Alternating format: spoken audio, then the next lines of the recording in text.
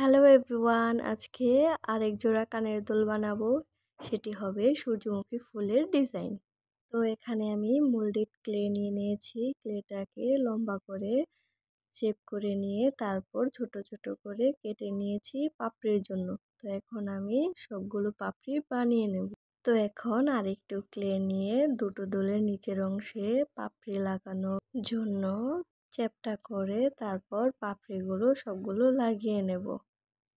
তারপর উপরেও কিছু পাপড়ি দিয়ে ফুলের উপরের অংশটা লাগিয়ে নেব। লাগানো হয়ে গেলে একটি কাঠি দিয়ে ফুলের শেপগুলো করে নেব। তারপর মাঝখানের অংশটা একটু ফোঁটা ফোঁটা করে ডিজাইন করে দেব। এই তো হয়ে গেল আমার দুটো কানের দুল। তো এখন আমি সাদা একটা অ্যাক্রিলিক কালার দিয়ে বেস কালার করে নিচ্ছি। বেস কালার করা হয়ে গেলে এখন আমি একটা হলুদ কালার লাগিয়ে নেব।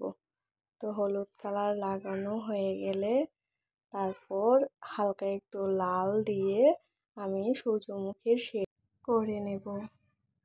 তো পাপড়িগুলোর কালারগুলো হয়ে গেলে আমি এখন ফুলের মাঝখানে যে অংশটা আছে ওইটাতে আমি ব্রাউন কালার করে নেব।